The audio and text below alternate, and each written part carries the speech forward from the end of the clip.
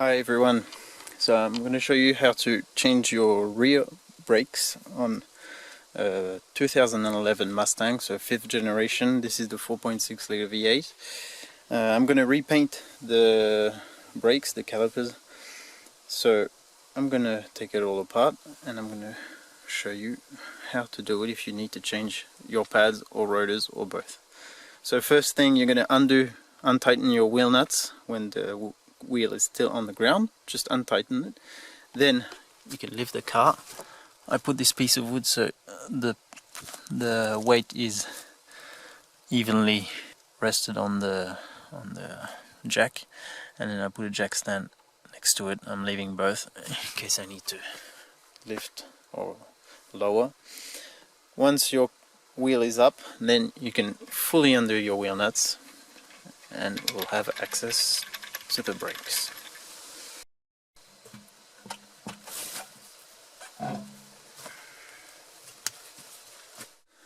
I'm going to take off this brake caliper cover because I don't think it looks very good, and since I'm going to paint everything in red, I'm just going to take it off. It will look better. So there are only a couple of screws here and there to take this off if eventually you had one of those. So now we have access to our brakes. So this is the caliper bracket that goes around. This is the caliper itself. To remove him you need a 13mm key on this nut and this nut. These screws, actually, these two screws, this one and this one. And then the bracket is held by another two screws down here with a 15mm key. The easiest way I found to take these off is use your flat key and then just hit with a hammer on the flat part, not on the end, because you're going to change the spacing of your key. Well, you could. So on the flat part, and then just hit it until it loosens up completely. It's really easy. So do this on both, and then you can take off your screws and remove your caliper. I'm now going to remove the handbrake because this is too tight. I wouldn't be able to take it off since it's under pressure. Once the handbrake is off, you can move the caliper. It might be a bit hard to take off, and we can't just do a lever action to push back the piston in, because there's something specific about that piston. I'll show you later. So basically you just have to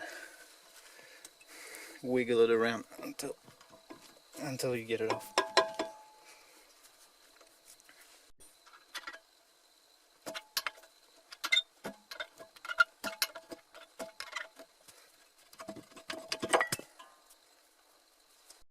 So now the caliper's off. You're gonna not want to let it hang by the brake fluid hose, because you could damage it. You're gonna either put it on something here or put it behind there as you do the change, or you can hook it up with a wire as well around here and around this, or around the suspension. Now we're going to undo the two caliper bracket screws. I took off the pads, which were just held in this on this metal part here.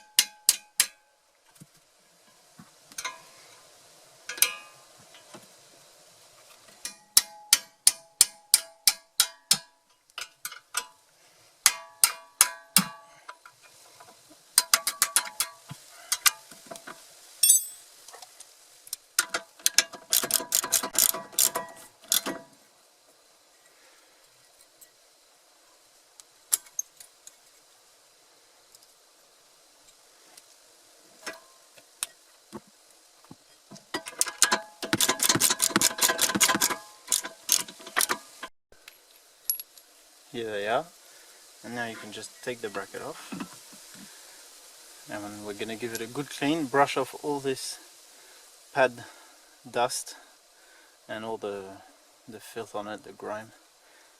Get it nice and clean. Be careful of the rubber boots here, not to damage them.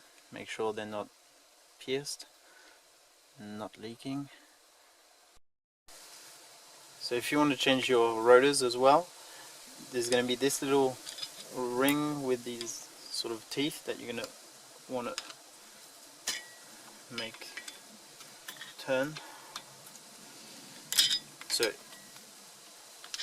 either you manage to sort of unscrew it, can take some time, otherwise you sort of twist them back and then just take off the ring and you put a new one on, or just do the same thing, push them back together and then screw it back on. It's just to give you a hand holding the disc in place while during the mounting.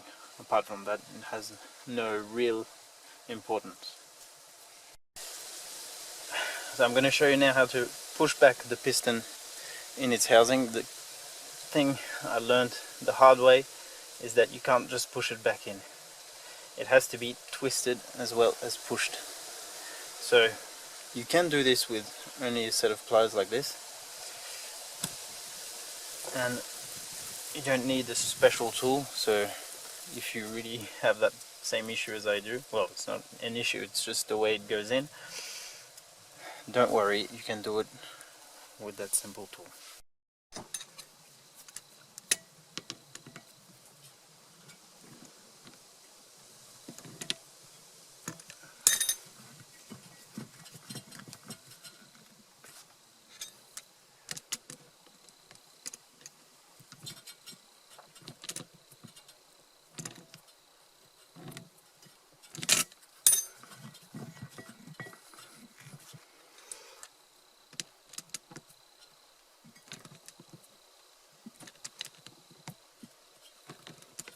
You can get this all the way back by adjusting the pressure here and making it turn with the key. Sometimes if the piston turns easily, you can actually turn with the plier and push in with your thumb. It can also work.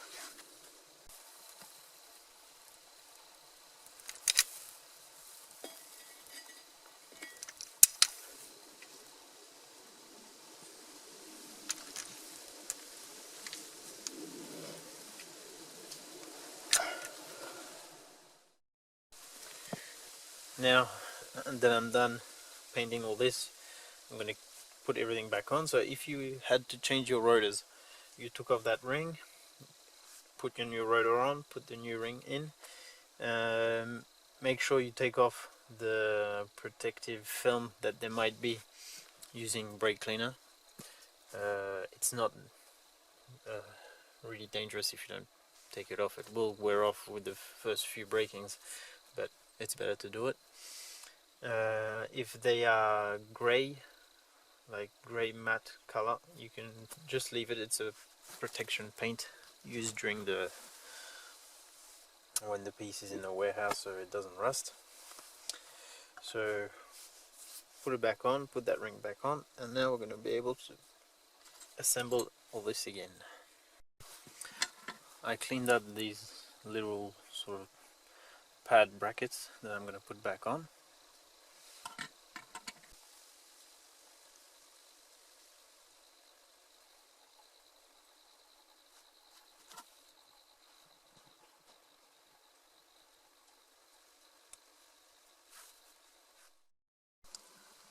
I'm going to put the caliper bracket back in.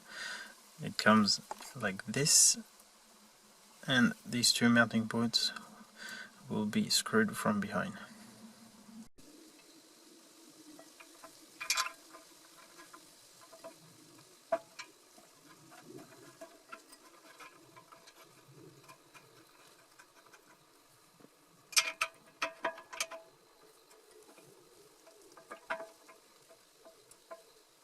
Always start screwing them by hand, and then you can keep going with your wrench.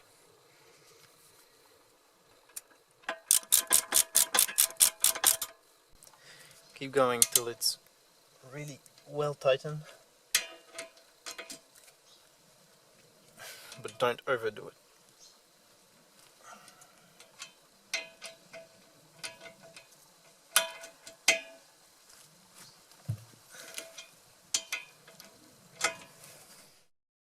Now before I put the pads back on, I'm going to put a little bit of high temperature grease on the spot where they're going to slide. Only high temperature like copper grease, graphite grease or ceramic paste. If you don't have that, don't put anything.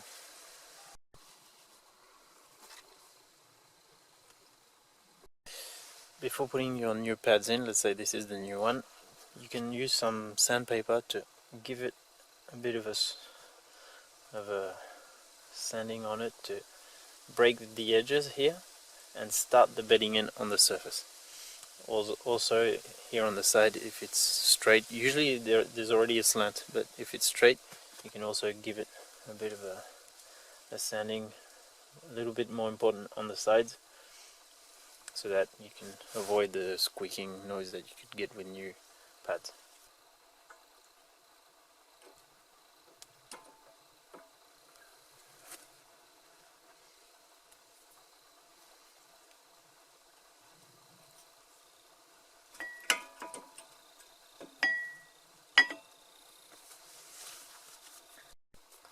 I will put some more grease on the spots where the caliper is going to press onto the pads.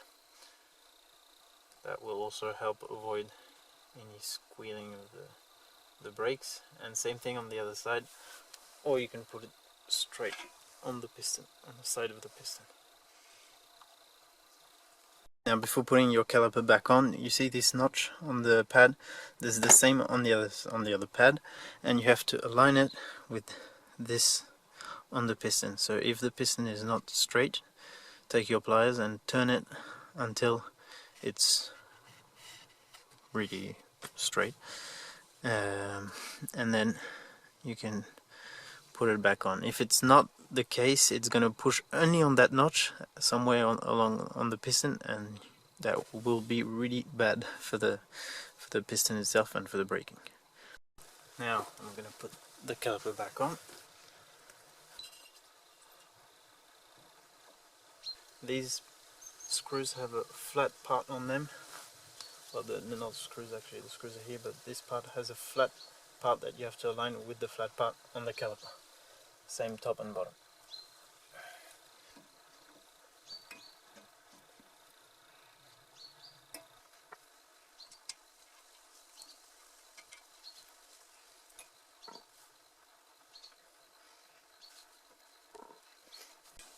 Screw them on by hand as much as you can, and then just finish off with the key.